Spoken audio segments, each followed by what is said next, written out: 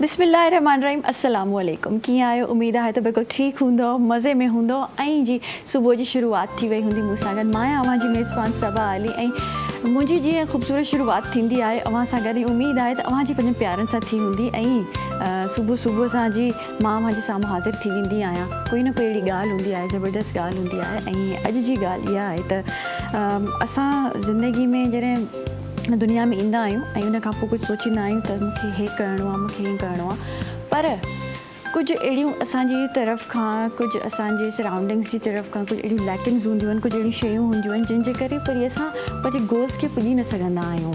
ऐं ॾाढो ज़रूरी आहे त असांखे जिते पुॼणो आहे, असांजे जेके गोल्स आहिनि उते असांखे कीअं वञिणो आहे। ऐं काफ़ी अहिड़ा माण्हू हूंदा आहिनि जेके स्ट्रगलिंग पीरियड में हूंदा आहिनि ऐं उहे कंसिस्टेंट त हूंदा आहिनि, पर किथे वञी थोरो पोइ फेलियर ईंदो आहे। का अहिड़ी ॻाल्हि थींदी आहे, को अहिड़ो उन्हनि जो हर्ट थींदा आहिनि कंहिं ॻाल्हि खां, डिसहार्ट थी वेंदा आहिनि, त उन खां पोइ उनजी कंसिस्टेंसी ख़तमु थी वेंदी आहे।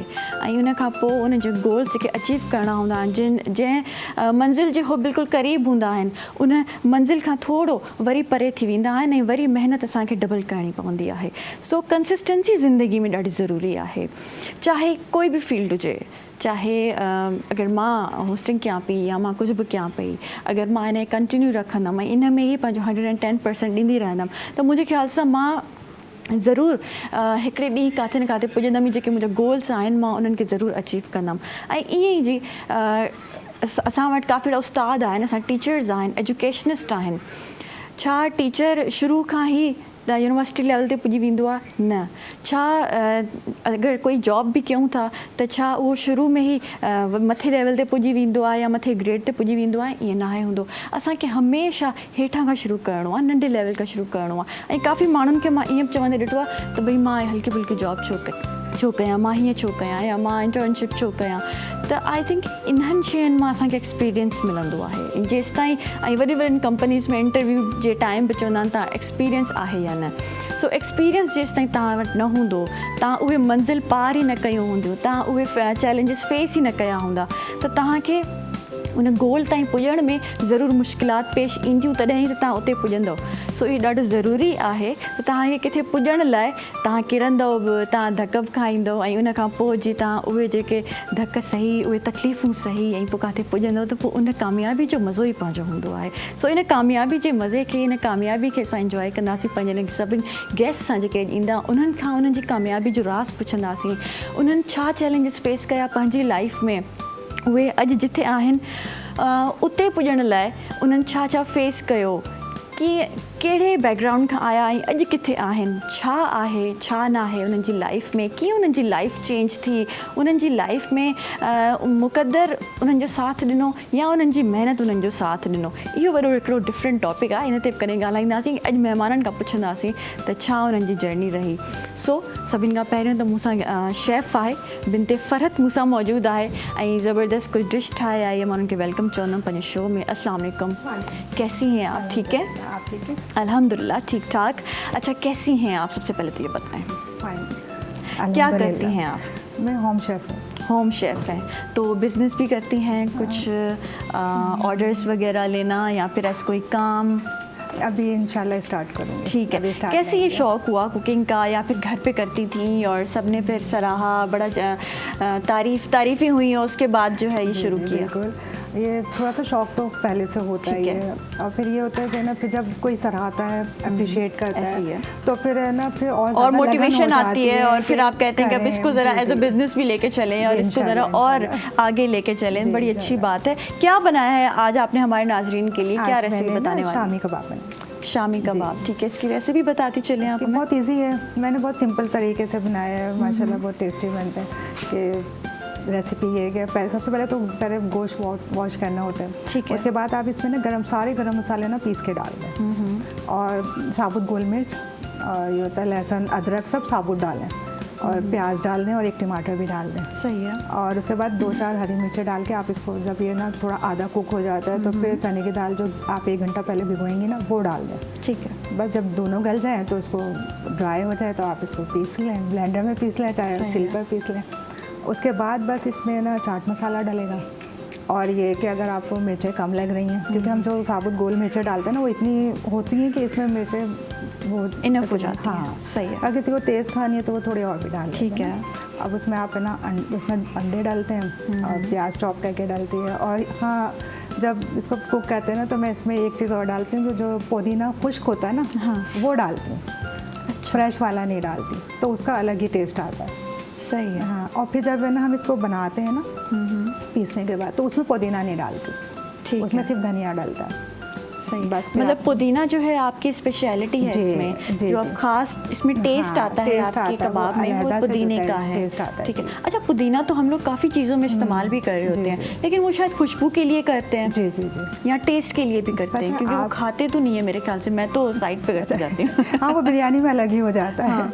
अब इसमें ना, इसलिए आप इसमें आप डाल के देखिएगा, जो फ्रेश डालते हैं ना तो उसका टेस्ट अलग आता है। अच्छा। और जो खुश्क वाला जो आप उसको पीस के जैसे वो हो जाता है, पाउडर बन जाता है, वो डालेंगे ना कुक करते हैं तो उसका टेस्ट बहुत अच्छा आता है। वो हमें ज़्यादा अच्छा, आपने अच्छा मतलब लगता है। वो उसका पाउडर बना के और फिर इसमें हाँ, डाला है। तो खुश्क होता है ना, उसको आप यूँ हाथ से कर लें, पाउडर बन जाता है, तो वो आप अच्छा, उसमें अच्छा। डाल दें। हाँ, ठीक है, मैं समझ गई। सही है। बड़ी अच्छी रेसिपी है, ज़बरदस्त रेसिपी है। थैंक यू सो मच नाज़रीन। ये तमाम रेसिपीज़ असांजी जेके आहिनि यूट्यूब ते पयूं आहिनि, तव्हांखे अगरि पंहिंजे घर वारनि खे ख़ुशि करिणो आहे त इहे रेसिपीज़ ठाहे पंहिंजे घर वारनि खे ख़ुशि कयो।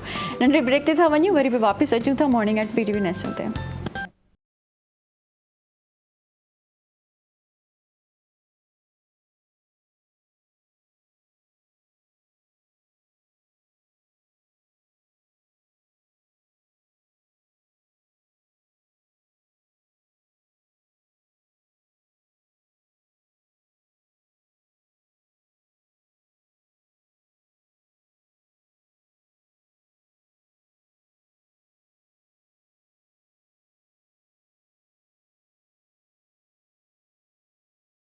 वेलकम बैक नाज़रीन, मॉर्निंग एट PTV नेशनल ते मां सभिनि खे वरी भली कार चऊं था। ऐं हिन सेगमेंट में मूंखे गेस्ट जॉइन करे रहिया आहिनि, उन जे बारे में अव्हांखे थोरो घणो ॿुधाईंदी हलां। मैनेजिंग डायरेक्टर आहिनि Urdu academy Sindh group of publishing firm आहे, उन जा मैनेजिंग डायरेक्टर आहिनि साद बिन अज़ीज़ साहब मूंसां मौजूद आहिनि। अस्सलाम वालेकुम सर, कैसे हैं आप? अस्सलाम, अल्हम्दुलिल्लाह। ठीक है सर, सबसे पहले तो मुझे ये बताएं, क्योंकि आज जैसे शुरू में ही मैंने कहा कि भाई आपने कहीं पहुंचने के लिए बड़ी कंसिस्टेंसी की ज़रूरत होती है, और उसके बाद गोल्स को अचीव करने में बड़े चैलेंजेस भी आते हैं, बहुत चीज़ें फेस करनी पड़ती हैं। तो क्या जर्नी रही है आपकी शुरू से? कहाँ पे तालीम हासिल की और कहाँ पे पैदाइश हुई, कहाँ पे बचपन गुजारा? First of all thank you very much for having me. Journey मैं अपनी शुरू करना चाहता हूँ। Basically I am an ACCA, यानी कि एक एसोसिएट चार्टर्ड अकाउंटेंट हूँ। इसके बाद फील्ड चेंज की, चूँकि हमारा फैमिली बिजनेस था स्कूल्स का एंड पब्लिशिंग का। सिंस 1940 जिस कंपनी का भी आपने नाम लिया, उर्दू एकेडमी सिंध, ये मेरे दादा ने शुरू की थी इन न्यू दिल्ली 1940 के अंदर। शुरू में इसका नाम था हाली पब्लिशिंग कंपनी, और जो इंडिया पाकिस्तान की फ्रीडम मूवमेंट स्टार्ट हुई तो उसके अंदर एक बड़ा कलीदी किरदार था। वहाँ से हमने जो हमारी इनिशियल बुक्स थी वो आप समझें कि मेरे दादा ने बिल्कुल एक ठेले के ऊपर रख के उनको ख़ुद बेचा। तो that's how the company started initially. फिर माइग्रेशन हुई, पाकिस्तान आ गए, कराची के अंदर ये शुरू से सेटल हुए। उसके बाद उर्दू अदब के अंदर बहुत अच्छा काम किया हमने। उस ज़माने में उर्दू अदब की ही बेसिकली मार्केट होती थी, तो hence the name Urdu academy Sindh. जब मूवमेंट आगे बढ़ी, चीज़ें आगे बढ़ी, 1971 के अंदर सिंध टेक्स्ट बुक बोर्ड का क़याम हुआ। तो सिंध टेक्स्ट बुक बोर्ड के अंदर the first publisher to ever register in Sindh was Urdu academy Sindh, हमारी कंपनी। आज भी हमारा कोड नंबर 001 है। सिंध टेक्स्ट बुक बोर्ड के साथ हमारा एक बहुत पुराना साथ है। बहुत सारे और पब्लिशर्स भी होते हैं जो इसमें काम करते हैं। इनकी बहुत सारी बुक्स हमारे पास हैं। मिसाल के तौर पे क्लास 9, 10th, 11th, 12th की बायोलॉजीज हमारे पास हैं। ये एक अच्छी मशहूर किताबें हैं जी। तो इसके साथ साथ हमारा काम कॉपीज़ और प्राइवेट बुक्स का भी है स्कूल्स के अंदर। जहाँ तक मेरा ताल्लुक़ है, I joined in 2009 after finishing my education. थोड़ा सा ट्विस्ट इसमें ये था कि फ़ील्ड चूँकि CA थी, लेकिन फादर ने कहा कि आप काम के अंदर भी आएँ, एक सिस्टम चल रहा है, आएँ उसको टेकअप करें। तो जब मैंने यहाँ पे ज्वाइन किया तो आई वाज वेरी हार्ट ब्रोकन, क्योंकि यहाँ पे बिल्कुल डिफरेंट हमारा कल्चर था। मेरा ओ लेवल्स ए लेवल्स का बैकग्राउंड है, तो जब मैं आया तो उर्दू बाज़ार के अंदर शॉप पे जाके बैठ गया, तो एक अजीब सा सिनेरियो क्रिएट हुआ कि आप लोगों से पैसे ले रहे हैं, चेक्स काट रहे हैं, कहाँ आप सीए पढ़ के आए हैं, तो बड़ा फ़र्क हो जाता है। प्लस हमारे यहाँ अनफॉर्चुनेटली इंडस्ट्री का कॉन्सेप्ट नहीं है, यानी कि एग्जीबिशंस अब तो कॉमन हो गई हैं, लेकिन बैक देन बहुत कम होती थी। तो आई हैड नो आइडिया कि मैं किस इंडस्ट्री के अंदर हूँ, किस जगह पे काम कर रहा हूँ। तो आई स्टिल रिमेंबर कि इन टिल 2011 मेरा जहन ये था कि आई विल क्विट, सही है। और मैं शिफ्ट हो जाऊंगा शायद यूके या यूएस, जहाँ पे थोड़ा सा एक कंसिस्टेंसी मेरे मिजाज के साथ हो। ठीक है। बट इन 2012 अल्लाह ताला का खुसूसी करम हुआ, दिल्ली बुक फेयर हुआ इंडिया में, जहाँ पे मेरे फादर ने कहा कि तुम मेरे साथ चलो, तो मैं उनके साथ चला गया। And that was the turning point of my career. चूँकि वहाँ पे जाके आप यकीन कीजिए, आई वाज शॉक्ड जब मैंने देखा, and I still remember, Pragati Maidan Delhi के अंदर वर्ल्ड बुक फेयर होता है, तकरीबन हर ऑल्टरनेट साल, आज भी होता है। And it hosted around 700 something publishing companies from all over the world. ठीक है। और फुटफॉल वॉज एक्स्ट्राऑर्डिनरी। और मुझे वो कंपनीज भी ली जिनका हमने सीए के अंदर, लॉ के अंदर पढ़ा था। तो it was a turning point. वहाँ से मैंने ये देखा कि हमारी पब्लिशिंग इंडस्ट्री बहुत बड़ी है, and a lot can be done here. So जब मैं वापस आया तो I started off with our own private sector books. Schools, एक मोटिवेशन आ गई थी दिल्ली से, तो स्कूल्स के अंदर वर्किंग की, मार्केटिंग की, प्राइवेट बुक्स को लॉन्च किया, प्राइवेट कॉपीज़ को लॉन्च किया। तो दैट्स हाउ इट स्टार्टेड। और आज अल्हम्दुलिल्लाह उर्दू अकेडमी सिंध का प्राइवेट सेक्टर की मार्केट में I think we are 4th or 5th biggest publishing company, and the fastest growing publishing company. Pre primary से class 8 तक की हमारी बुक्स होती हैं, ऑलमोस्ट ऑल सब्जेक्ट्स। आपने जैसे कहा कि मैं जब इंडिया गया और उस एग्जीबिशन में मेरी लाइफ चेंज हो गई, मतलब मेरा एक टर्निंग पॉइंट था। Yes. तो क्या हिट किया, क्या क्लिक किया आपको कि बस अब यही करना है? जैसे मैंने आपको बताया कि जब मैं यहाँ पे इनिशियली था तो I used to sit at the cash counters, या प्रेस में जाके बैठ गए, प्रोडक्शन हो रही है, देख रहे हैं। तो ये आइडिया नहीं था कि ये कितनी बड़ी इंडस्ट्री है, या कितना बड़ा काम इसके अंदर हो सकता है, या हमारे स्कूल्स की कितनी बड़ी ऑडियंस है। तो इंडिया जाके मुझे मेरा उठना बैठना हुआ वहाँ पे बड़े बड़े ऑथर्स के साथ। मिसाल के तौर पे रत्ना सागर बहुत बड़ी कंपनी है, उनके जनरल मैनेजर के साथ उठना बैठना हुआ। इस तरह हम शुक्ला का शायद आपने नाम सुना हो, ये बहुत बड़ी कंपनी है इंडिया की, इनके जो ओनर हैं उनके साथ उठना बैठना हुआ, वीवा के साथ उठना बैठना हुआ। तो आई गॉट टू लर्न कि इसमें बहुत बड़ा काम हो सकता है। मतलब मैं आपको छोटी सी एग्जांपल देता हूँ, and I won't quote the name of it. एक कंपनी है वहाँ पे, जब हम उनकी दावत में गए तो उन्होंने अपने एक ऑथर को बुलाया वहाँ पे, and he was author of a law book जो हमने सीए के अंदर पढ़ी थी, मॉड्यूल बी के अंदर। तो उन्होंने उनसे कहा कि, and he was a Sikh gentleman, पगड़ी पहनी हुई थी उन्होंने ब्लू कलर की। ठीक है। तो उन्होंने उनसे कहा कि आप इनको बताइए कि अभी आपको मैंने कितनी रॉयल्टी पे की है। ये ओनर बात कर रहे हैं अपने ऑथर के साथ। तो उन्होंने कहा कि सर मुझे आपने 4 करोड़ कुछ रॉयल्टी पे की, and this is I am talking about back in 2012 सही है। इंडियन करेंसी के अंदर। तो मुझे बड़ी मोटिवेशन हुई, चूँकि यहाँ पे मैंने कभी इस तरह की चीज़ें देखी नहीं थी, सुनी नहीं थी कि इतना भी इसके अंदर पोटेंशियल है। यहाँ पे ना असल में हमारे यहाँ इलिटरेसी का जो रेट है वो ज़्यादा है, तो उन बच्चों तक किताबें पहुँचाना, ऐसा भी कुछ आप करते हैं?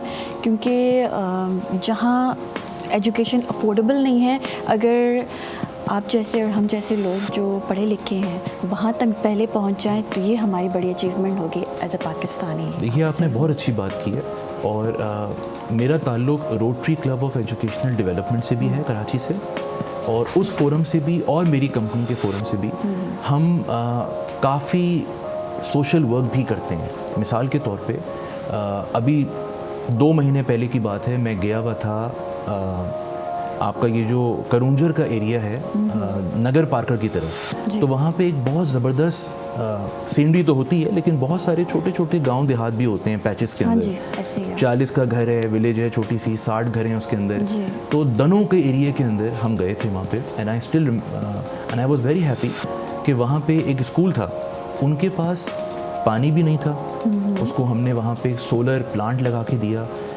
उनको उनके पास कॉपीज़ उनको लेने के अंदर परेशानी होती थी, तो हमने उनको कॉपीज़ भी वहाँ पे मुहैया की। बुक्स हमने उनको हैवी डिस्काउंट्स के ऊपर उर्दू बाज़ार से वहाँ भिजवाई, अप टू 60% हमने उनको ऑफ करा के दिया। जो स्टिल जो बच्चे अफोर्ड नहीं कर पा रहे थे, उनको हमने स्पॉन्सरशिप्स अपनी ट्रेड में से जनरेट करके उनको पहुँचाई। तो we do appreciate social work, और हम करते भी हैं, बट इतनी बड़ी पॉपुलेशन है हमारी कि ये खाली प्राइवेट सेक्टर के बस की बात नहीं है। ऐसे ही है। इसमें कहीं ना कहीं हुकूमत को हमारा साथ देना पड़ेगा। लेकिन मुझे ऐसा लगता है कि इन चीज़ों में, सोशल वर्क में कहीं ना कहीं हम लोग को इंडिविजुअली भी अपना पार्ट प्ले करना पड़ेगा, तभी जाके ये चीज़ ज़रा कम होगी, और एजुकेशन को हमें आम करना पड़ेगा। मैं आपको बताऊं honestly speaking, and I M live here, जितना काम प्राइवेट सेक्टर कर रहा है ना, जी ऐसे ही है। उतना काम गवर्नमेंट नहीं कर रही। बहुत फ़र्क है, बहुत फ़र्क है। गवर्नमेंट को बड़ा अच्छा काम ये कर सकते हैं, और हम इनको सपोर्ट करेंगे इसके अंदर। अ lot can be done about it. जैसे मिसाल के तौर पे एक बड़े अच्छे वेंचर्स भी इनके हो रहे हैं, and I am part of it by the way, so I would appreciate it. जैसे मिसाल के तौर पे अभी बड़ी अच्छी एग्जीबिशन हुई हैदराबाद के अंदर प्राइवेट स्कूल्स के अंदर, जिसको all private schools management association ने होस्ट किया। उस एग्जीबिशंस के अंदर मैं तो हैरान था कि गवर्नमेंट की तरफ से भी खासी उसमें इनपुट हुई, सिंध गवर्नमेंट की तरफ से, मिनिस्ट्री ऑफ एजुकेशन की तरफ से, और उन्होंने उसको एक बैकअप दिया, सपोर्ट दी, और उसके अंदर एडवर्टीजमेंट्स भी थे। बहुत सारे ऐसे गवर्नमेंट टीचर्स मुझे वहाँ पे नज़र आए who were associated and affiliated with the ministry of Sindh, the government of Sindh, ministry of education, और उन्होंने वहाँ बहुत अच्छा काम किया।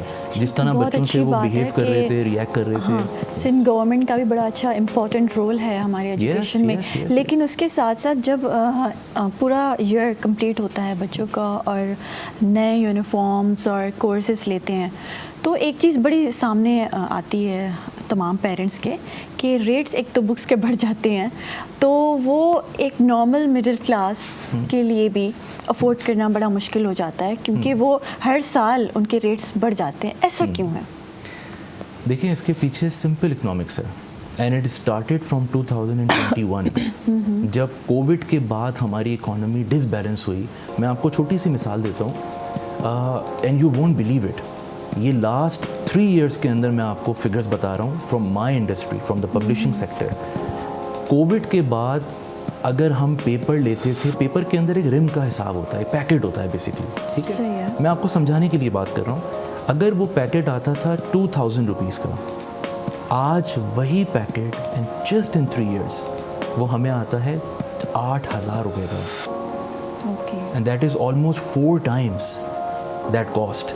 तो मैं तो ये समझता हूँ कि प्राइसेस और भी बहुत ज़्यादा होनी चाहिए, जो हमारे माशी हालात हैं। उसका रीज़न है चूँकि हमारी एक तो टैक्सेस बहुत ज़्यादा हैं, यानी कि जो हमारी मैन्युफैक्चरिंग है उसमें बहुत सारे टैक्सेस हैं, इसको कम होना चाहिए। जब ये कम होगा तो हमारी कॉस्ट कम हो जाएगी। इसके अलावा जो जेन्युइन चीज़ें हैं उस पर आप कंट्रोल नहीं कर सकते। फ्यूल कॉस्ट है, मैन्युफैक्चरिंग के अंदर अच्छा पेपर सर, कॉस्ट ऐसा है। भी तो है कि अगर आप, जैसे आपने कहा अभी कि प्राइसेस और भी ज़्यादा होने चाहिए, Yes, तो माजर yes. के साथ फिर तो कोई ख़रीद भी नहीं सकेगा। Yes, and that's very unfortunate, that's very unfortunate.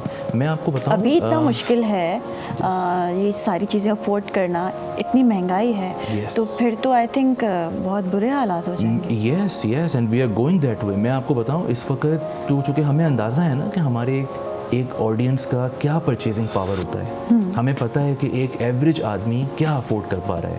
आप यकीन करें हम उसको किस तरह मैनेज कर रहे हैं। हम का मतलब है द पब्लिशर्स, कि हमने अपनी बुक्स की कीमत को मैनेज करने के लिए नंबर ऑफ पेजेस को कम कर दिया है, हमने टेक्स्ट के साइज़ को थोड़ा सा छोटा कर दिया है, हमने किताब के साइज़ को छोटा कर दिया है, हमने उसमें से पिक्चर्स को रिमूव कर दिया है ताकि टेक्स्ट को थोड़ा सा बढ़ाया जा सके। जो किताब हम समझते हैं कि 150 पेज की होनी चाहिए, वो किताब हम 100 पेज की बना के दे रहे हैं, क्योंकि हमें पता है अगर हम इसको 150 पे ले जाएंगे तो अगर उसकी कीमत आज 400 रुपये है तो वो 650 रुपये हो जाएगी मिसाल के तौर पे।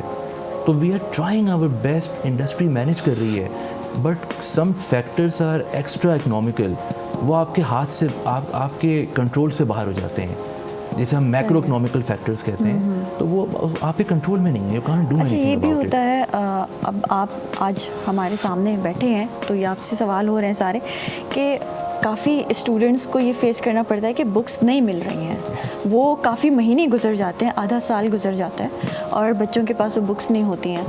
तो ऐसा क्यों होता है, पब्लिश नहीं होती, क्या उनके पीछे बैकएंड में इश्यूज होते हैं? जी, इसमें नॉर्मली जो सबसे इम्पॉर्टेंट एलिमेंट होता है वो ये होता है कि जब ये किताबें मार्केट में लाई जाती हैं तो अब मिसाल के तौर पे डिफरेंट पब्लिशर्स की अपनी अपनी पॉलिसीज़ होती हैं, लेकिन नॉर्मली इस वक्त वेदर जो है बहुत इंपॉर्टेंट एलिमेंट है। मिसाल के तौर पे एक बुक लॉन्च हुई, अब बुक लॉन्च होके मार्केट के अंदर आ गई, लेकिन बच्चों तक पहुंचने के लिए बच्चों को, पेरेंट्स को भी मार्केट के अंदर आना है या पब्लिशर्स को या हुकूमत को, डिपेंड करता है कौन सी बुक्स हैं, पहुंचानी है।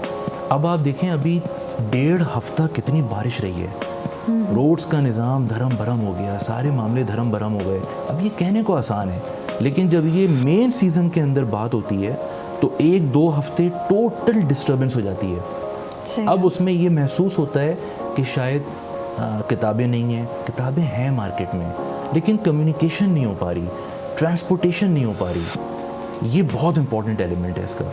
इसके अलावा अक्सर इस तरह होता है, एक और बहुत इंपॉर्टेंट रीज़न है कि जब फेडरल बजट आता है तो उसके अंदर कुछ टैक्सेस इस तरह के लग जाते हैं, नॉर्मली हम देख रहे हैं पिछले 4-5 सालों में, जिसकी वजह से प्राइसेस अप एंड डाउन हो जाती हैं।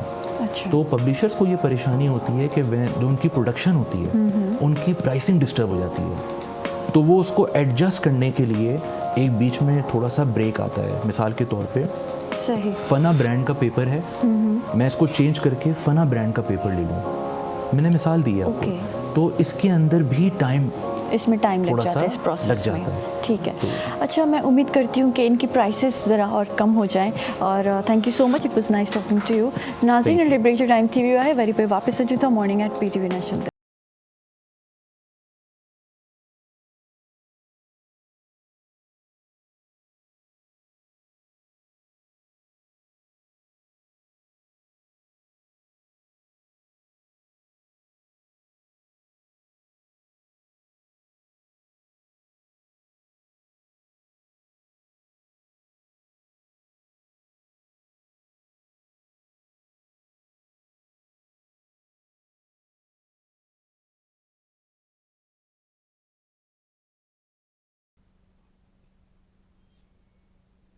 वेलकम बैक नाज़रीन, मॉर्निंग एट PTV नेशनल ते सभिनि खे वरी भली कर चऊं था। ज़बरदस्त गेस्ट मूंसां गॾु मौजूदु आहिनि हींअर, ऐं उहे आहिनि प्रेसिडेंट अल मुस्तफ़ा वेलफेयर सोसाइटी जा मलिक अब्दुल गफ्फार साहब। अस्सलाम वालेकुम सर, कैसे हैं आप? ठीक है, अल्हम्दुलिल्लाह, आपकी दुआएं, अल्हम्दुलिल्लाह। अच्छा सर, आप प्रेसिडेंट हैं माशाल्लाह वेलफेयर सोसाइटी सिंध का, मैं प्रेसिडेंट, सिंध के प्रेसिडेंट हैं, तो कैसे स्टार्ट हुआ ये सिलसिला और कहाँ आपने ये सोचा कि भैया मुझे ये काम करना है? बिस्मिल्लाहिर्रहमानिर्रहीम। तमाम तारीफ़ें अल्लाह ताला के लिए, लाखों करोड़ों दुरूद व सलाम हज़रत मोहम्मद मुस्तफ़ा सल्लल्लाहु अलैहि वसल्लम की बारगाह में। अल मुस्तफ़ा वेलफेयर सोसाइटी का क़याम 1983 में साबिक़ा वफाकी वज़ीर हाजी मोहम्मद हनीफ़ तैयब साहब की सरपरस्ती में कायम हुई, और अल मुस्तफ़ा वेलफेयर सोसाइटी की शाखें पूरे पाकिस्तान में मौजूद हैं अल्हम्दुलिल्लाह। ज़्यादातर काम हेल्थ और एजुकेशन में है। कराची हमारा हेड ऑफिस है, ठीक है। गुलशन इकबाल बैतुल मुकर्रम के सामने अल मुस्तफ़ा का 150 बेड का हॉस्पिटल है, और कराची में 4 हॉस्पिटल और मौजूद हैं जो पसमानदा इलाकों में अल्हम्दुलिल्लाह काम कर रहे हैं, जो हेल्थ की सर्विसेज प्रोवाइड कर रहे हैं। और वैसे हमारे पूरे 4 प्रोविंसेस में और आज़ाद कश्मीर में मुज़फ़्फ़राबाद में भी अल मुस्तफ़ा मेडिकल कम्प्लेक्स मौजूद है। तो मैं थोड़ी सी डिटेल आपको बताना चाहूँगा कि हेल्थ में हम लोग जो काम कर रहे हैं अल्हम्दुलिल्लाह, डायलिसिस की हमारे पास 14 मशीनें मौजूद हैं, बिल्कुल फ्री ऑफ कॉस्ट हम वो सर्विसेज प्रोवाइड करते हैं। B और C की मशीनें हमने अलग से रखी हैं, हेपेटाइटिस B और C के पेशेंट आते हैं, आमतौर पर नहीं मिलती मशीनें वो, तो हमने अलग से उनके लिए इंतजाम किया हुआ है। सही है। इसी तरह से होंठ कटे तालू कटे बच्चों के ऑपरेशन हम 60,000 से ज़ायद पूरे पाकिस्तान में अब तक कर चुके हैं अल्हम्दुलिल्लाह। जो आप देखा होगा आपकी प्रॉब्लम भी लोग आते रहते हैं, तो वो इतना बुरा लगता है जब बच्चा पैदा होता है कि 3-3 4-4 दांत नज़र आ रहे होते हैं। तो अल्हम्दुलिल्लाह 2 या 3 सर्जरी करते हैं उसमें, और बिल्कुल फ्री ऑफ कास्ट है। मतलब वो सर्जरी करने के बाद बिल्कुल बच्चा नॉर्मल हो जाता है, लेकिन उससे पहले वो बच्चा नॉर्मल नहीं होता है, कॉम्प्लेक्स में होते हैं। उसके वालिदैन भी एहसास कमतरी में होते हैं कि बच्चे को किस तरह से तालीम देना है, किस तरह से माशरे में वो एजुकेशन हासिल करेगा, शादी ब्याह होगी या दूसरे मामला हो गए। तो इसी तरह से 250 के करीब बच्चे हमारे पास थैलेसीमिया के रजिस्टर्ड हैं अल्हम्दुलिल्लाह। उन बच्चों का ब्लड ट्रांसफ्यूजन हर महीने किसी का 1 मरतबा किसी का 2 मरतबा होता है। उनके वालिदैन को किसी किस्म की परेशानी की ज़रूरत नहीं। अच्छा, वो रजिस्टर्ड है, कंप्लीट फ्री ऑफ तमाम फैसिलिटी उनको।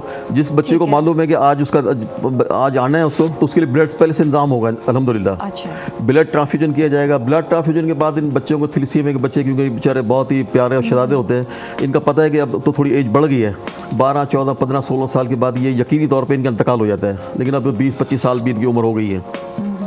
तो ये बच्चे ब्लड लगने की वजह से इनका तिल्ली जो है इनकी बढ़ जाती है, इनकी बॉडी में आयरन बढ़ जाता है, उसका इलाज हम करते हैं। इन बच्चों की बाकी बीमारियां होती हैं उनका भी इलाज हम करते हैं। इसी तरह से आंखों की कैटरेक्ट के ऑपरेशन हमारे डेली ओपीडी होती है। और एक शनाख्ती कार्ड जो मुस्तहिक है, जो अफोर्ड नहीं कर सकता, वो आया फ्री में ऑपरेशन करा लें। इसी तरह से बच्चों के ICU मौजूद है, NICU, न्यू नेटिकल बॉर्न बेबी जो होते हैं, जो पैदाइश से लेकर 28 दिन तक का बच्चा होता है, इनक्यूबेटर और वेंटिलेटर की सहूलतें मौजूद है। और बहुत माइनर चार्जेस हैं। वो किसी को भी हम ये नहीं कहते कि पैसे नहीं है तो इलाज नहीं होगा, वो आए अपना इलाज कराए। अच्छा, फ्री ऑफ कॉस्ट भी हो जाता है। उसके नॉमिनल चार्जेस हैं जो वाइट कलर लोग पे कर सकते हैं, वो पे कर दें, बहुत नॉमिनल है। और जो नहीं कर सकते हैं उसको वेलफेयर डिपार्टमेंट हमारा मौजूद है, डोनर हमारा मौजूद है, उनको हम उसमें से उसको मीट कर लेते हैं। इसी तरह से बच्चों का ICU है, जो 28 दिन से ज़्यादा बड़े बच्चे होते हैं उनका ICU पीड ICU कहलाता है, वो अल्हम्दुलिल्लाह हमारा मौजूद है। इसके बाद जनरल बड़े लोगों के लिए ICU है। आपको मालूम है कि तो बहुत महंगा इलाज है जी। लेकिन हमने बहुत नॉमिनल चार्जेस रखे हुए हैं, तो वो आते हैं और इलाज करा के चले जाते हैं।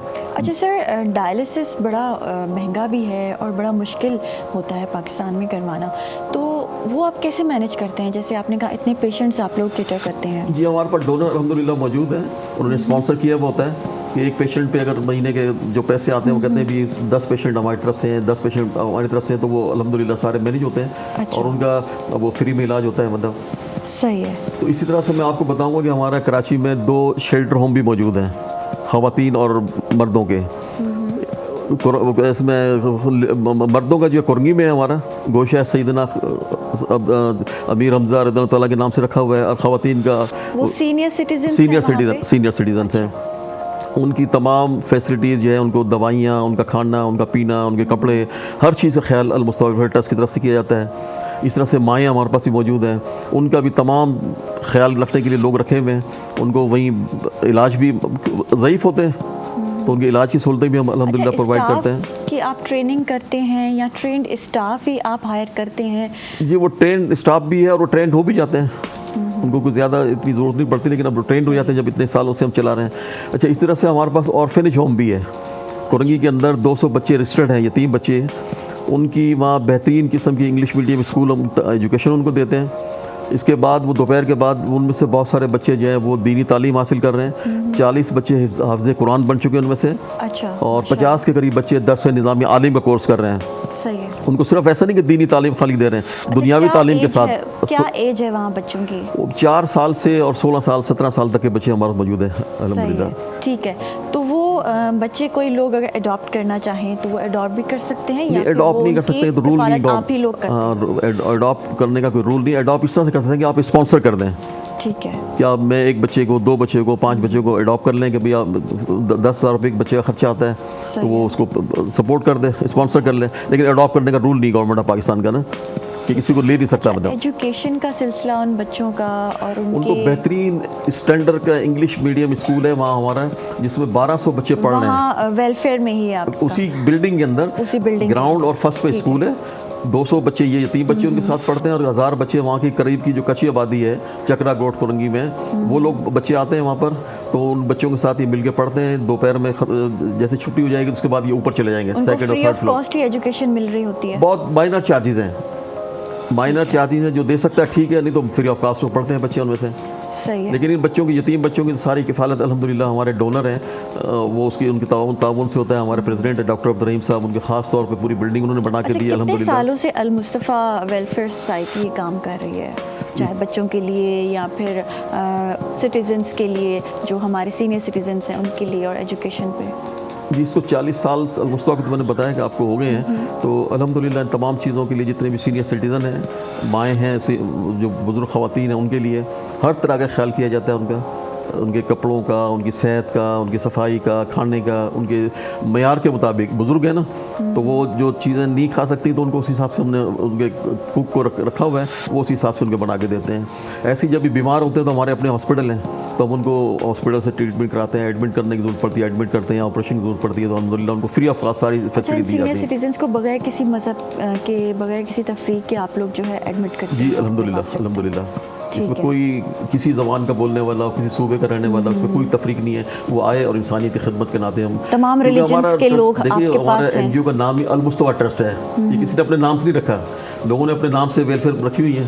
तो हमारा हाजी मोहम्मद हनीफ तैयब साहब का कॉन्सेप्ट था शुरू से कि मोहसिन आज़म हमारे नबी पाक सल्लल्लाहु अलैहि वसल्लम है, और ये सारी तालीम हमें आपसे, आपके ज़रिए से मिली है कि दुखी इंसानियत की खिदमत किस तरह से करनी है। लेकिन इंसान अपनी तो बहुत कुछ करता है, लेकिन दुखी इंसानियत के लिए किसी के चेहरे पे मुस्कुराहट आपकी थोड़ी सी कोशिश की वजह से आ गई, तो अल्लाह और उसका रसूल से राज़ी हो जाएगा। इसी में दुनिया और आखिरत की भलाई है। अच्छा, पाकिस्तान में और कहाँ कहाँ पे आपकी ये ऑफिसेस हैं? हमारा कराची में मैंने बताया जैसे गुलशन इकबाल मेन हेड ऑफिस है, इसके अलावा शाह फैसल कॉलोनी में हॉस्पिटल है, मलिर खोखरापार और में है। कराची से बाहर कहाँ पे? कराची से बाहर मुल्तान में है, फैसलाबाद में है, लाहौर में है, और डुडियाल में है, मानसरा में। वहाँ और पे भी मुजफ्फराबाद- एजुकेशन भी है और एजुकेशन बच्चों भी है के वहाँ लिए पर, भी, और हॉस्पिटल भी है अल्हम्दुलिल्लाह। और अंदरूनी सिंध में? अंदरूनी सिंध में हमारे यूनिट सब जगह मौजूद हैं, और जो भी इस किस्म की जैसे डिज़ास्टर आता है, सैलाब आ गया, बारिश आ गई, तो हमने पूरे सिंध के अंदर पिछले उसमें जो है वो हम कैंपिंग की, 3 टाइम खाना उनको दिया, उनको रिहाइश के लिए शेल्टर बना के दिया, उनको सही है। मेडिकल कैंप हमने लगाया, दादू जोई मेड़ के करीब हमने 300 के करीब मकान बना के दिए, माशाल्लाह। और अभी भी प्रोसेस में 300-250 के करीब 100 मकान तो बन गए नौशेर अफरोज़ के करीब, तो वो अल्हम्दुलिल्लाह उनको बना के लोगों को शेल्टर दे रहे हैं। अच्छा, एम्बुलेंस सर्विसेज भी हैं आपके पास? जी अल्हम्दुलिल्लाह, कराची में 14 एम्बुलेंसेज हैं, वो मरीज़ों को लाने ले जाने के लिए उनके काम आती हैं। इसी तरह से हमारा मैयत बसें भी हैं 7 के करीब, जो कराची में, क्योंकि आपको पता है कि डेड बॉडी को कब्रिस्तान लेके जाने के लिए सहूलतें फराहम ऐसे। करनी पड़ती हैं, तो अल्हम्दुलिल्लाह ये भी सहूलतें दी जा रही हैं। ठीक है। अच्छा, इसके साथ साथ आप और क्या काम कर रहे हैं? क्योंकि हमारे यहाँ ना गुर्बत भी बहुत है और हमारे यहाँ एजुकेशन भी बड़ी लैक कर रही है, तो इस पे कोई काम कर रहे हैं? देखिए, एक तो करीब 900 के करीब हमने ख़वातीन जो है उनकी किफ़ालत की ज़िम्मेदारी अल मुस्तफ़ा के पास है।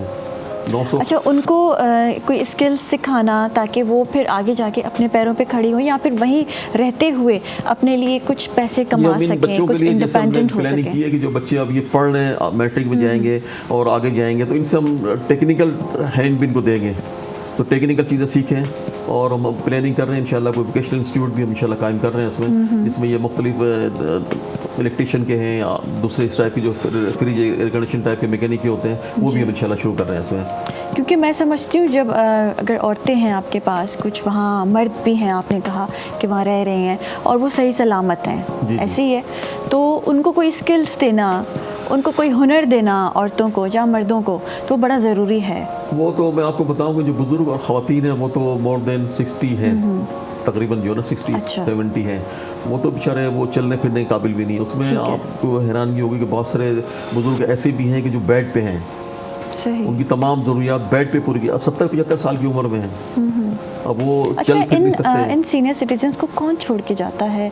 किस तरीके से आते हैं? किस हाल में आते देखिए, ये हैं? बड़ी बदनसीबी है, ये हमारे दीन की तालीम से उनकी दूरी है कि एक साहब जो हमारे पास मौजूद हैं, उनके 8 बेटे मौजूद हैं, लेकिन वो छोड़ के चले गए।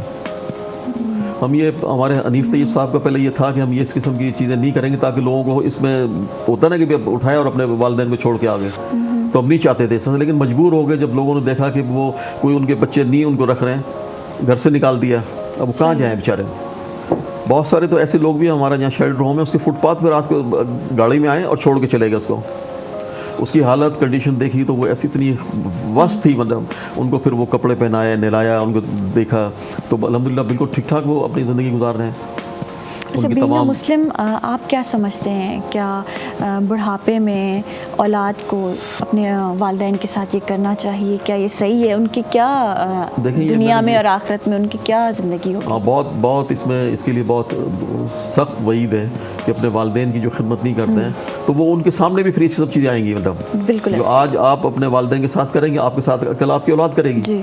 तो हमारा दीन, मज़हब और नबी पाक सल्लल्लाहु अलैहि वसल्लम की सीरत यही है कि अपने वालिदैन बूढ़े को तो उफ तक ना कहें। और एक हदीस में ये भी आता है कि जिसने अपने वालिदैन के सुबह को सिर्फ मुस्कुरा के उसके चेहरे की तरफ देखा, उसको हज का सवाब मिलता है। बिल्कुल ऐसे ही है। तो कितनी बड़ी सादत है उन लोगों माशाल्लाह, के लिए। हमारा दीन इतना प्यारा है, लेकिन हम लोग इसको जब ऐसी चीज़ों पे हमारे यहाँ कुछ लोग जो है उनको फॉलो नहीं करते। जी और बिल्कुल, यही वजह है कि हम दीन की तालीम से दूर हैं। दीन की तो तालीम से उसे नबी पाक सल्लल्लाहु अलैहि वसल्लम की सीरत का मुताला करना चाहिए। आपने जिस तरह से औलाद के हुकूक, वालिदैन के हुकूक बताए औलाद पे, तो वालिदैन की भी जिम्मेदारी है। जो बच्चों को छोड़ के जाते हैं, जो बच्चे आपके पास हैं, चाहे वो छोटी एज के हैं या थोड़ी बड़ी एज के हैं, वो किस हाल में आते हैं? वो असल में जैसे ऑर्फेनेज बच्चे होते हैं, किसी के दो वालिद और वालिदा दोनों इंतकाल कर जाते हैं, तो वो अपने किसी पेरेंट्स के पास रह रहे होते हैं, चचा के पास, खाला के पास, फुप्पो के पास, तो वो उनको नहीं सपोर्ट कर सकते हैं। तो वो फिर हमारा पूरे पाकिस्तान में नेटवर्क है अल्हम्दुलिल्लाह, सही है। वहाँ से लोग रब्ता करते हैं, वो लेके आते हैं। और इसमें पूरे पाकिस्तान से बच्चे हमारे मौजूद हैं, बलूचिस्तान के भी हैं, सिंध से भी हैं, बलूचिस्तान केपी के भी हैं।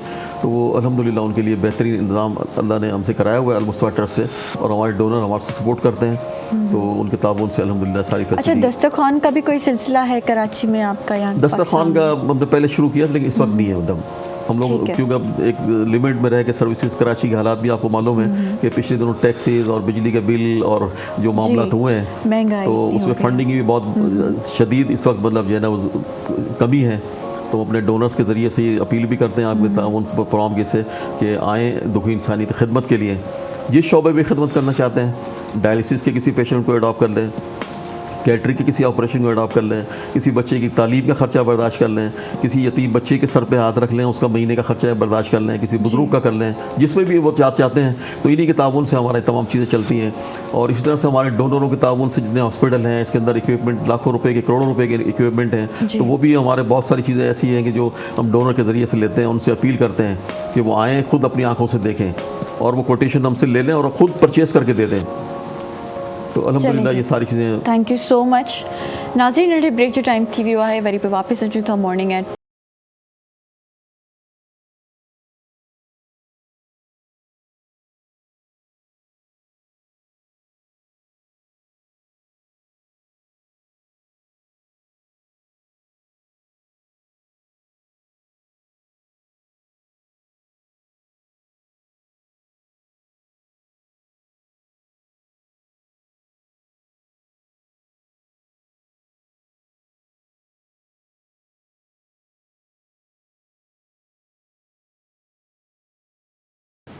वेलकम बैक नाज़रीन।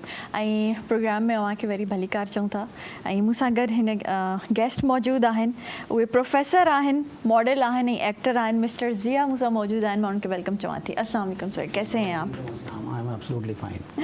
सर, सबसे पहले तो क्योंकि शुरू में ही मैंने बताया था कि भाई हम कोई काम स्टार्ट करते हैं, फिर कंसिस्टेंट नहीं रहते हैं और उसके बाद जो है हम गोल्स तक नहीं पहुंच सकते हैं।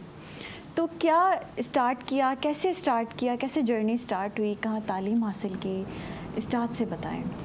देखिए, ऐसा था कि जब मेरा चाइल्डहुड पीरियड था, when I was student of primary, जब प्राइमरी सेक्शन का मेरा टाइम था, तो ऑनेस्टली हर किसी का कुछ ना कुछ ड्रीम्स होते हैं, कुछ ख्वाब होते हैं। तो मैंने भी ये देखा है कि अपनी जो सराउंडिंग में लोग हैं, एक्चुअली मेरी टोटल जो एजुकेशन हुई वो को एजुकेशन से हुई एक्चुअली। तो कराची का एक बहुत अच्छा फेमस स्कूल था इंग्लिश मीडियम, वहाँ से मैंने स्टडीज़ स्टार्ट की। क्योंकि को एजुकेशन था तो एक कंपटीशन टाइप का होता है between the girls and boys. तो हम लोग सोचते थे, इनफैक्ट हमारी जो टीचर हैं हम उनका बहुत रिगार्ड करते हैं, अल्लाह पाक उन्हें खुश रखे जहाँ भी हों। उन्होंने एक बड़ा अच्छा हमारा स्टार्ट लिया, वो नॉट फॉर मी ओनली, वो सब क्लास के लिए कहती थी कि बेटे आप लोग जो है, आपने अगर कुछ अर्न करना है ना तो आपको स्टडीज़ पे बहुत ज़्यादा अटेंशन देनी होगी। तो ऑनेस्टली हमने ज़िया साहब जो है स्टडीज़ में बड़े अच्छे थे, बस कह सकते हैं आप, थोड़ा सा ये that's the reason that front of U now. तो इस तरह था कि जब उन्होंने इस तरह कहा तो वो एक कंपटीशन टाइप का बन जाता है ना बिटवीन बॉयज़ एंड गर्ल्स, क्योंकि हमारी को क्लास थी, इनफैक्ट स्कूल ही को एजुकेशन था।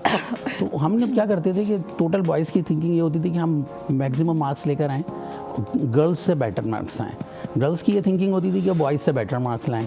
तो इस तरह होता ये था कि इस कंपटीशन में एक अच्छी बात ये हुई कि हम लोग माशाल्लाह बहुत अच्छा फास्टली ग्रो करते गए। अच्छा, जब हमने सेकेंडरी सेक्शन में हम आए, लाइक 6, 7, 8 क्लास में आए, तो हमारे जहन में एक चीज़ थी कि जब हमने पर्सनली सोची, हमने कहा यार ज़िया, एक जो सिचुएशन इस वक्त है वो ये है कि जो बेसिकली हमारी सारी लैंग्वेजेस बहुत अच्छी हैं, हम किसी पर्टिकुलर लैंग्वेज को नहीं कह सकते, लेकिन एक इंग्लिश वाहिद लैंग्वेज है जो इंटरनेशनल लेवल पे होती है यूज़।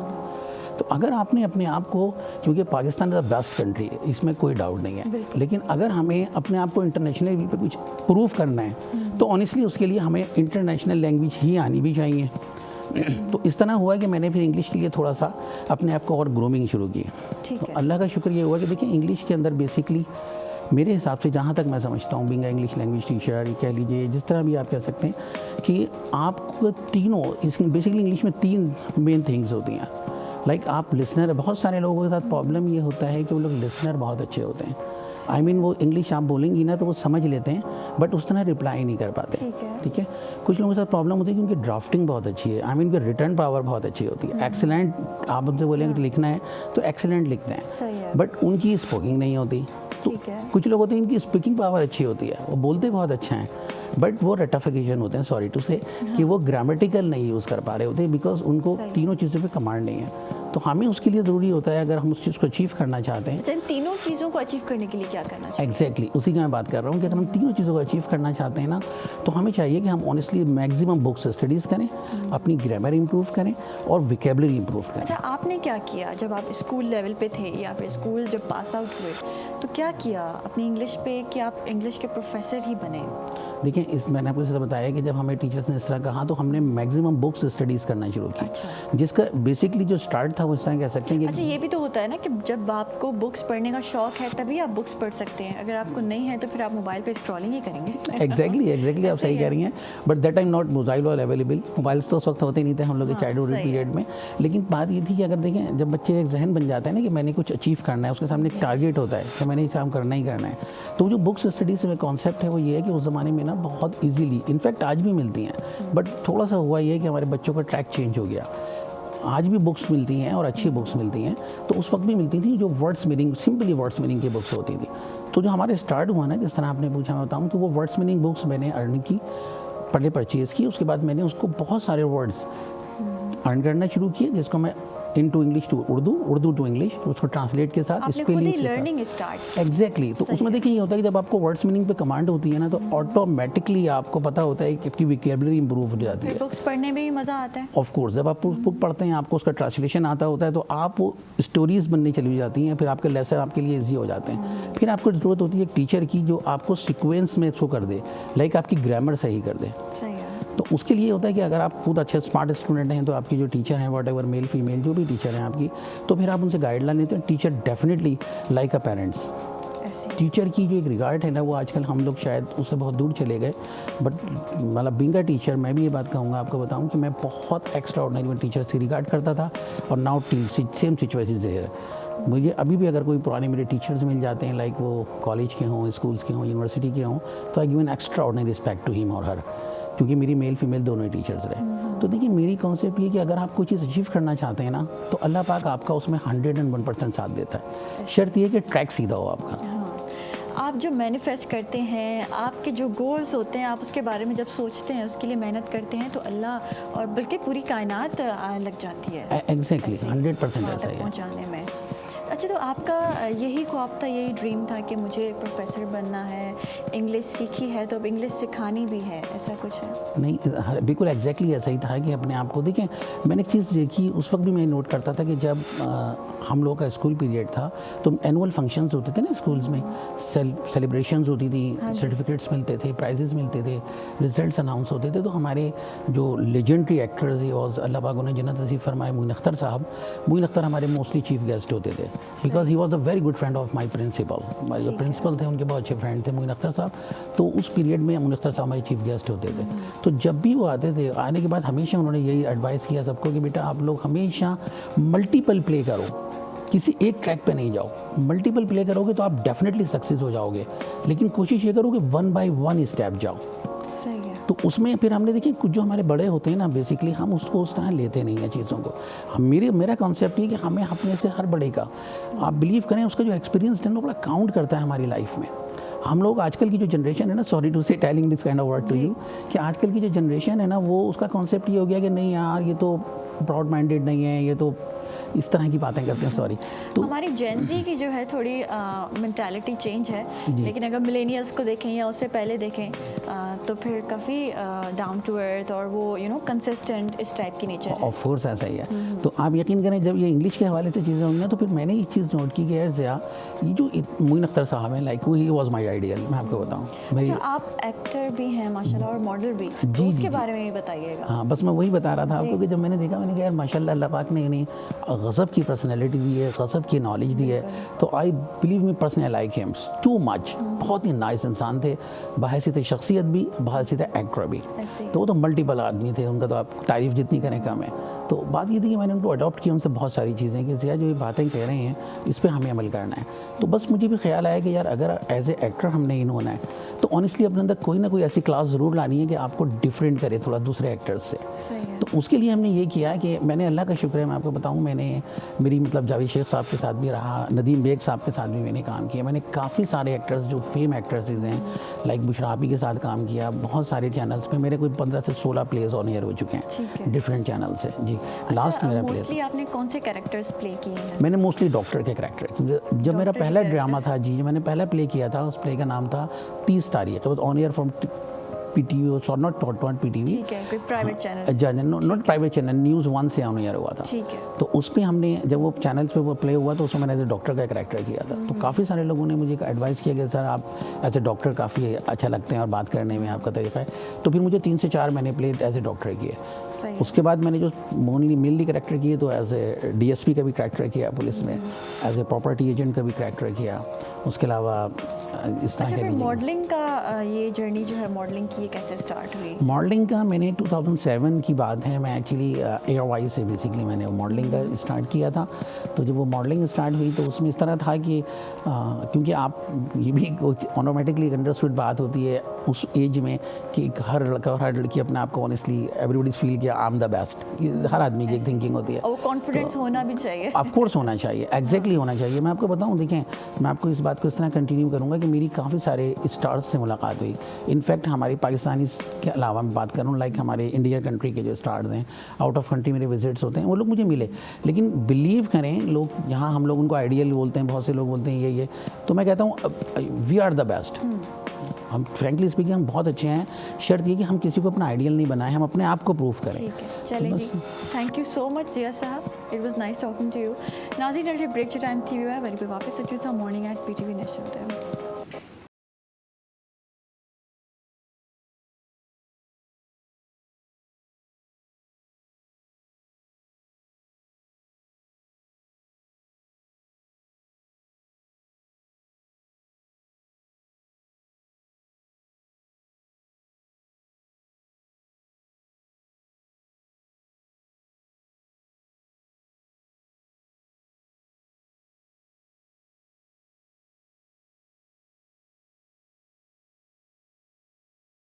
वेलकम बैक नाज़रीन, मॉर्निंग एट PTV नेशनल ते सभिनि खे वरी भलीकार चऊं था।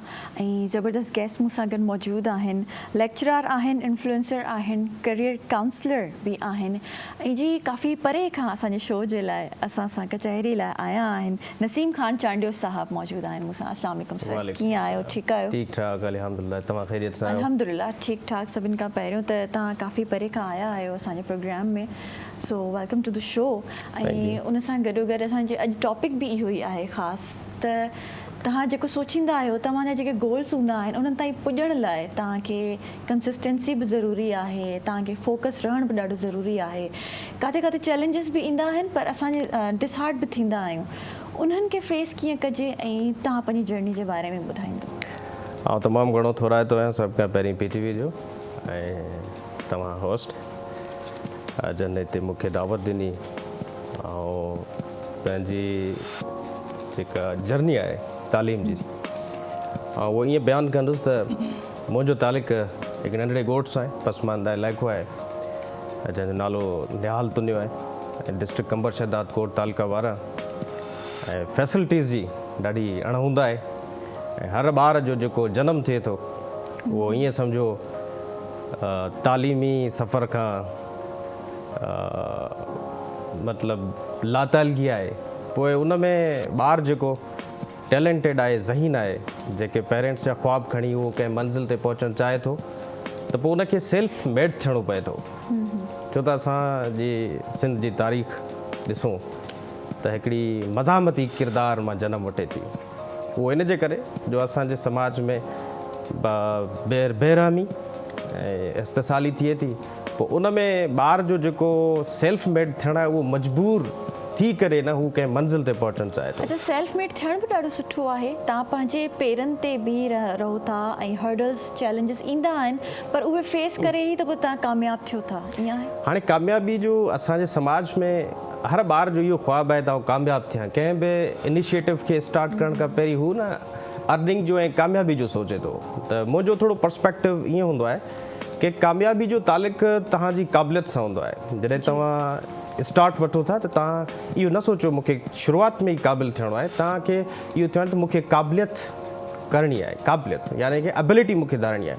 उन खां पोइ एबिलिटी लाइ तव्हांखे छा खपे? तव्हांखे खपे हार्ड वर्क, शियर डेडिकेशन। उन खां पोइ ॾिसो उहा जेका तव्हां डिज़ायर कयो था सक्सेस, उहा तव्हांजे पोयां अचणु शुरू थी वेंदी आहे। लाइक वाइज़ मुंहिंजो बि इहो ई सफ़र जारी थियो आहे। मां पंहिंजे तालका वारा में जॾहिं मेडिकल स्टोर ते कमु कंदो हुउसि ऐं स्कूल बि कैरी कंदो हुउसि, पोइ उन में आउं ग़रीब माण्हुनि खे पाणी पीआरींदो हुउसि, कूलर भरे। ऐं आई नेवर थॉट कि मां अॼु इन PTV जे शो में अची करे पंहिंजो प्रेज़ेंट कंदुसि। लेकिन पोइ उन समाज जी उन इस्तिसाली जबर ज़ुल्म ऐं जेका गुरबत आहे, पोइ असां उन खे मद्देनज़र रखी सोचियोसीं न कंहिं मंज़िल ते पहुचणो आहे त तकलीफ़ुनि जी हिन समुंड खे पार करिणो आहे। अच्छा, तव्हां स्कूल बि वञो पिया ऐं गॾु जॉब बि कयो पिया? बसि उहो पार्ट टाइम जॉब, असांजो पंहिंजो मेडिकल स्टोर हूंदो हुयो, मुंहिंजा ब्रदर्स हुआ। पोइ उते सॼो ॾींहुं आउं उते स्पेंड कंदोसि। ऐं अॼु जे समाज में ॾिसो न, ॿार जो जेको कंहिं सुठी मंज़िल ते न पहुचणु आहे, उहो हिकिड़ो इन जो इहो सबबु आहे त पेरेंट्स खां लातालकी जो ॿार इज़हार था कनि। ॿार लातालकी जो इज़हार कीअं था कनि? उहो ईअं ॿुधाईंदो आहियां त असांजे समाज में पेरेंट्स जॾहिं ॿारु स्कूल खां मोटी थो अचे, को अधु कलाकु लेट थो करे, कलाकु लेट थो करे, पेरेंट्स कॾहिं कुझु कोन था पुछनि त बाबा छो लेट कई? छो त पोइ उहो ॿारु वञी स्कूल में ॿियनि एक्टिविटीज़ में इन्वॉल्व थिए थो, पोइ शाम जो टाइम वापसि अचे थो, पेरेंट्स पुछनि कोन था। पोइ छो त ॿार जो जेको कनेक्शन आहे, जेको ज़हनी तौर ते ॿारु जॾहिं को बि ग़लति कमु कंदो न, हुनखे ख़बर हूंदी त मुंहिंजो वालिद साहिबु मूंखां पुछंदो, पुट तूं लेट 2 कलाक अधु कलाकु छो आहे? नज़रसानी करणु त ॿारनि ते औलाद ते ॾाढी ज़रूरी आहे। अच्छा, तव्हां ते छा पेरेंट्स जी इहा स्ट्रिक्टनेस हुई त हीअं करिणो आहे पुट, हीअं न करिणो आहे, अहिड़ो कुझु हुयो? उहो सिंधी में चवंदा आहिनि न, जीअं को ॾेॾर जेको आहे फ्रॉग, उहो ॾाढा टपा ॾींदो आहे, खूह मां निकिरण जी कोशिशि कंदो आहे। उनखे इहा ख़बर न हूंदी आहे त मुंहिंजी खूह खां पोइ मुंहिंजो वजूद विञाइजी वेंदो, छो त उहो पाणी सिर्फ़ु खूह में आहे ऐं हिते एग्ज़िस्ट करे सघंदो। पोइ असां बि जाम नंढपण में कोशिशि कंदा हुआसीं। असांखे बि ख़बर न हूंदी त बाबा हीअ जेको वक़्तु आहे तव्हांजी महिनत जो आहे ऐं ग्रूमिंग फेज़ आहे। इन में जेकॾहिं तव्हां पंहिंजो पाण खे स्टेबल करे छॾियो त वॾा थी करे पोइ तव्हां कंहिं सुठी मंज़िल ते पहुचो था। जीअं वणु हूंदो आहे न, तव्हां वण खे जॾहिं नई उनजो जनमु थींदो आहे त उहो वन साइडेड वेंदो ऐं उनखे थोरी टेक ॾिबी आहे त उहो जीअं स्ट्रेट वधे। पर जेकॾहिं तव्हां टेक उनखे न ॾिनी ऐं हू ईअं लड़ी वियो न, पोइ जॾहिं मैच्योर फेज़ में अची वेंदो तव्हां हुनखे मथे कंदो, टुटी पवंदो।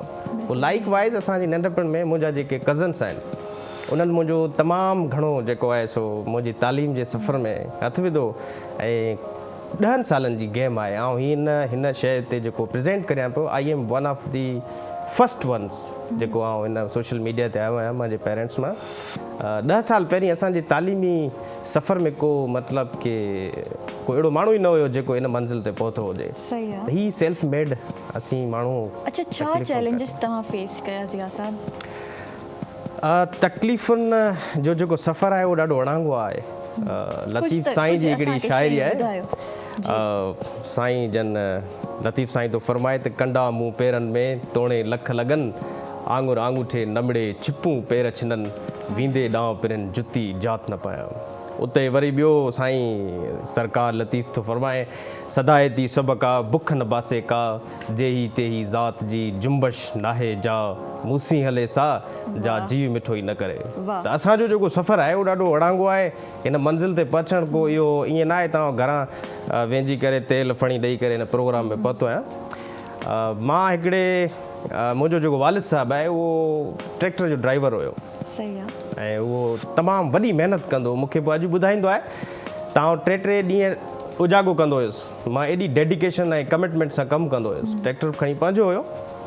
पर आउं अॼु जी हिन मंज़िल में इहो ॾिसंदो आहियां त मां जेको आहियां त उहो मां पंहिंजे पेरेंट्स जी सखावत ऐं उन्हनि जी कमिटमेंट डेडिकेशन सचाई ऐं सादगी जे करे मां हिते आहियां। न त तव्हां ॾिसंदो त हर ॿार जो जेको कामयाबी जो ॾाको आहे उहो तालीमी सफ़र सां सलाड़ियल आहे। अच्छा ज़िया साहब, जॾहिं तव्हां स्कूल खां पोइ तव्हां छा सब्जेक्ट्स खयां ऐं छा में तव्हां ग्रेजुएशन कई ऐं माशाल्लाह तव्हां लेक्चरर आहियो, त इहो सफ़र ॿुधायो। मुंहिंजो जेको फस्ट डिज़ायर ग्रुप हुयो उहो मुंहिंजो डॉक्टर थियणु। त डॉक्टर असांजे समाज में हिकिड़ो मसीहा जो किरदारु अदा करे थो ऐं डॉक्टर थियणु असांजे समाज में हिकिड़ो वॾो चैलेंज बि आहे, छो त हुन जे लाइ मार्क्स खपनि ऐं मार्क्स सां गॾु टैलेंट खपे, कमिटमेंट खपे। बीइंग MBBS एवरेज स्टूडेंट हुयो या टॉपर हुयो? मां पंहिंजो पाण खे आउं हमेशह एवरेज ई कंसिडर कंदो आहियां। I never thought to be a topper, but when it comes to competitive exam मूं हमेशह टॉप ई कयो आहे। एवरेज पाण खे सम्झंदो आहियां, लेकिन कॉम्पिटेटिव एग्ज़ाम में या स्पीच कॉम्पिटिशन में, छो त मूं काफ़ी हायर एजुकेशन कमीशन जा डेक्लेमेशन कॉन्टेस्ट में हिसो वरितो आहे। मूं टॉप कयो आहे। मां पंजाब जे स्टूडेंट्स खे डिफीट कयो आहे, मूं KPK जे स्टूडेंट्स खे डिफीट कयो आहे। इवन डॉक्टर्स जंहिंजो मुंहिंजो वॾो ख्वाबु हूंदो उन्हनि जे कॉम्पिटिशन वेंदो मां डॉक्टरनि खे डिफीट कंदो हुयुसि। अच्छा। हा जी, आउं एवरेज आहियां, लेकिन when it comes to competition I top हो देयर। सही आहे। कॉम्पिटिशन में मतिलबु तव्हां नंबर 1 अची विया। जी हा, आई अच्छा, कंसिडर। पोइ कीअं तव्हांजो सफ़र तय थियो ऐं तव्हां लेक्चरर जी तरफ़ आयो? हाँ, लेक्चर जो जेको सफ़र आहे उहो ईअं हुयो कि मां नंढड़ो हूंदो हुयुसि ऐं ॻोठ खां तक़रीबन 6 किलोमीटर पैदल सफ़र कंदो हुउमि सुबुह सवेर जो। न सर्दी ॾिसंदो हुउसि न गर्मी ॾिसंदो हुउसि। डेली बेसिस ते सुबुह जो सवेर नमाज़ जे टाइम ते उथंदो हुउमि, छो त असांखे जेका बस खणंदी उहो 2 रुपया किरायो वठंदी, 2 रुपया सिर्फ़ु, 2 रुपीस न। पोइ 6 किलोमीटर मूंखे सफ़र करिणो पवंदो, 1 साइडेड पंधु वेंदो हुउसि। मूंखे ख़ौफ़ न हूंदो कुतनि जो या को जानवरनि जो, ॿिलनि जो, है न। ऐं हिकिड़ो सेल्फ मेड माण्हू हुउसि, मूंखे ख़बर आहे मुंहिंजो मुस्तक़बिल तालीम में आहे। सही आहे। पोइ उन टाइम ते बसि इंग्लिश जो मूंखे ॾाढो शौक़ु हूंदो हुयो, क्रिकेट ॾाढी ॾिसंदो हुयुसि ऐं उन में वरी कमेंट्री कंदो वेंदो हुउसि रस्ते सां 6 किलोमीटर ऐं अंग्रेज़ी बसि। पोइ टूटी फूटी अंग्रेज़ी ऐं ॻाल्हाईंदो वेंदो हुउसि। मूंखे इंट्रस्ट डेवलप थियो कि मूंखे को बेस्ट टीचर थियणो आहे, माना परफॉर्म करिणो आहे, लेकिन दुनिया लेवल ते। ईअं न लोकल टीचर नथो थियणु चाहियां। ऐं अल्हम्दुलिल्लाह मुंहिंजी इंग्लिश डिपार्टमेंट में सिलेक्शन थी वई। इंटरमीडिएट खां पोइ फेल जो थियुसि ऐं मेडिकल में न करे सघियुसि। पोइ मेरिट ते ऐं ग़रीब जो ॿार 7,000 मुंहिंजी मेरिट जी फीस हुई न, टोटल 27,000 मूं भरे करे सॼी ग्रेजुएशन कई आहे 4 साल। पोइ स्कॉलरशिप बि मिलंदी हुई, पैसा बि ॿियनि सोर्सिस मां मिलंदा कॉम्पिटिशन मां। पोइ मुंहिंजो सफ़र पूरो थियो 4 साल जो। उनखां पोइ आउं अप्लाई कयो सिंध पब्लिक सर्विस कमीशन में इंग्लिश लेक्चर लाइ ऐं अल्हम्दुलिल्लाह मूं रिटन क्वालिफाई कई। पोइ इंटरव्यू आयो and I was quite scared. Everyone was saying के this will happen, that will happen. So I never thought के मूंखे बसि कामयाबी जो हूंदो आहे कि आई कैन डू इट। त बसि कामयाब थियणो आहे। मूं दुनिया में अलाए केतिरा माण्हू ॾिठा आहिनि जिन हमेशह इहा सोच रखी आहे मूंखे हीअ शइ करणी आहे, उहो करे वेंदा आहिनि। बिल्कुलु। ऐं मूं इदारो पंहिंजो खोलियो एट दैट टाइम। मूंखे सभु चवंदा न थींदो, मुंहिंजो आई कैन डू इट। छाजो खोलियो, किथे खोलियो? मुंहिंजो इदारो जामशोरो में आहे, CSP's राइज़िंग इंग्लिश अकेडमी जे नाले सां, जंहिंमें मूं वटि तक़रीबन हींअर सोशल मीडिया ते 2,20,000 फॉलोअर्स आहिनि। जिन में आउं फीस तमामु घटि वठंदो आहियां। वोकेबलरी जी फीस हूंदी आहे जेका डॉन अख़बार जी, डॉन अख़बार आउं पढ़ाईंदो आहियां, 250 रुपया वठंदो आहियां चार्जिस। ऐं तक़रीबन मूं वटि 10,000 स्टूडेंट आहिनि जेके मंथली फीस पे कंदा आहिनि। त मुंहिंजो अमाउंट ज़्यादा थी थो वञे। माण्हुनि जे ख़्याल में त 250 का वर्थ नथो रखे, लेकिन मुंहिंजी इनकम सुठी थी वेंदी आहे, कंहिं सुठे प्रोफेसर खां बि इनकम सुठी करे सघां थो। पोइ उन में ग़रीब तबिके जो ॿारु ईंदो आहे, मिसकिननि जो, हारी जो, कॉन्स्टेबल पुलिस जो, को पटे वालो आहे, को टीचर आहे। अॼुकल्ह ॾिसो न वॾी महांगाई जो दौरु आहे, डेली वेजिस ते बिल्कुलु ईअं ई आहे। नथो माण्हू जो गुज़ारो थी सघे 700 में 800 में 1000 रुपए में महीने में छा ॿारनि वॾी खे वॾियूं पढ़ाईंदा। फीसिस माण्हू एजुकेशन लाइ नथा ॾेई सघनि। बिल्कुलु अनअफोर्डेबल काफ़ी चार्जिस मुनासिब वठो पिया। ऐं मुंहिंजा तव्हां PTV जे तरफ़ां हीउ जेको शो आहे मूंखे अॼु माण्हू जंहिं अप्रोच कई आहे उहो मुंहिंजे सोशल मीडिया जे थ्रू कई आहे ऐं उहो बि इन शइ जो क़ाइल हुयो कि I want to be a CSS officer and she has approached there and I am invited over here. ठीकु आहे माशाल्लाह। अच्छा छा गोल्स आहिनि अॻिते अव्हांजा ऐं इन खां अॻिते ज़िया साहब 5-10 सालनि खां पोइ किथे पाण खे ॾिसनि नसीम पिया? चांडियो हा जी नसीब साहब, असांजो जेको गोल आहे, मुंहिंजो गोल आहे त I want to give something special to my youth of Pakistan, not only Sindh. उनमें छा ॾियणु चाहियां थो? आउं चाहियां थो त असांजो हर ॿार तालीमी याफ़्ता थिए, बेरोज़गारी, बुख, बदहाली, इस्तिसाली जे हिन पिंजोड़ मां ॿाहिरि निकिरे। छो त मां सम्झां थो त असांजे समाज में हज़ारे अहिड़ा ॿार आहिनि जेके गैराबाद थी था वञनि। गैराबाद छो था थियनि? छो त हुननि खे ज़हनी तौर ते उहा परवरिश नथी कई वञे कि शऊर जो नालो तालीम सां ईंदो आहे। असां वटि जॾहिं तालीम न आहिनि पोइ ॿार भटकंदे नज़र अचे थो। ज़रखेज़ ॿार ॿारहाड़ी जा एॾा टैलेंटेड डेडिकेटेड हूंदा आहिनि, हू बैरन थी वेंदा आहिनि, गैराबाद थी वेंदा आहिनि, बंजर थी वेंदा आहिनि। छो त उन्हनि खे तव्हां मिसाल वठो न, हिकिड़ो ज़मीन जो तव्हां उनखे 5-6 साल तव्हां पाणी न ॾींदव, उनजी आबादी न कंदो, ख़तमु थी वेंदी, बर्बाद थी वेंदी। लाइक वाइज़ असांजा मूं जहिड़ा, मां पाण उन इलाइक़े सां तालुक़ु रखां थो, पुठनि उघाड़ा ॿार जेके माल चारनि था, ॿकरियूं चारनि था, जी उन्हनि जा ज़हन जेके आहिनि, आउं सम्झां थो त एतिरी हद ते वधियल आहिनि जो असां उन्हनि खे सम्झूं त हू वॾा ऑफिसर थी सघनि था, ब्यूरोक्रेट थी सघनि था। अच्छा तव्हां जहिड़ी जेके यूथ आहे, जेके यंगस्टर्स आहिनि असांजा पाकिस्तान जा, सिंध जा, मां सम्झां थी उन्हनि खे वधि में वधि इंस्टीट्यूट्स ॾे असांखे वञणु घुरिजे ऐं इंस्टीट्यूट्स ठाहिणु घुरिजनि उन्हनि ॿारनि लाइ, उन्हनि माण्हुनि लाइ जेके घणो एजुकेशन खे अफोर्ड नथा करे सघनि। असांजी जेका यूथ आहे, मां उनजो पर्सपेक्टिव ईअं ॾींदो आहियां त हीअ जेके सोशल मीडिया जो अॼु दौरु आहे, जंहिंमें फेसबुक आहे, यूट्यूब आहे, टिकटॉक आहे, इंस्टाग्राम आहे, असांजी यूथ इन मां फ़ाइदो नथी वठे। छो त मां सम्झां थो त इहे हिकिड़ियूं इंडस्ट्रीज़ आहिनि, हिकिड़ा इदारा आहिनि जिन में तव्हां हिकिड़ो पेर पायो ऐं उन जे थ्रू तव्हां पंहिंजो पाण खे स्टेबल बनायो। ऐं तव्हांजे साम्हूं हिकिड़ो एग्ज़ाम्पल आहियां, फेसबुक जे थ्रू आउं 2.5 खां 3 लख रुपया कमायां थो। ऐं कीअं थो कमायां? ऐं उन शइ जेका मूं वटि आहे, जेका टीचिंग मैथडोलॉजी आहे, उहा आउं सेल करियां थो, पंहिंजी एबिलिटी सेल करियां थो। छाजे थ्रू? फेसबुक जे थ्रू। असांजो नौजवान सिर्फ़ु स्क्रोलिंग थो करे, पंहिंजा फ़ोटो कढी सिर्फ़ु शेयर थो करे, सॼो ॾींहुं वेठो आहे लाइक्स वधाइण जे चकर में ऐं फॉलोअर्स वधाइण। उहे फॉलोअर्स लाइक्स कहिड़े कम जा जंहिंमें तव्हांखे को फ़ाइदो नथो थिए? तव्हां इन्वेस्टमेंट एतिरी छो था करियो एक्सपेंसिव मोबाइल, उहो फ़ाइदो छा आहे? इहो ॾिसो नुक़सानु थो थिए असांजो। ऐं टिकटॉक ते मुंहिंजो तव्हां ॾिसंदा अकाउंट, उते बि मुंहिंजी एक्टिविटीज़ इहे ई आहिनि एजुकेशन सां related and I earn a lot. अच्छा लास्ट मैसेज छा ॾियणु चाहींदो ॾिसण वारनि खे ऐं उन यूथ खे जे कुझु करणु चाहिनि था? मां यूथ खे इहो ई मैसेज ॾियणु चाहींदुसि फाइनली कि अंग्रेज़ी में हिकिड़ी थोरी चवणी हूंदी आहे न त every one of us wants to go to heaven but no one is ready to die. असां मां हर हिकु चाहींदो आहे मां जन्नत में वञा, पर केरु मरण लाइ तयारु कोन्हे। अहिड़े तरीक़े सां असांजो नौजवान चाहे थो ऐं ब्यूरोक्रेट थियां, मां ऑफिसर थियां, असिस्टेंट कमिश्नर थियां, आला सतह खे टच कयां, लेकिन जेके डेडिकेशन एंड कमिटमेंट आहे उहा ज़हन में रखी करे अॻिते वधण जी कोशिशि करनि। बाक़ी सिर्फ़ु इहो तव्हां जन्नत में वेंदुसि ऐं मरंदुसि बि न, ऐं ऑफिसर थींदुसि, अॻिते वधंदुसि, महिनत न कंदुसि, महिनत खां सवाइ तव्हां छा बि करियो कुझु न थींदो।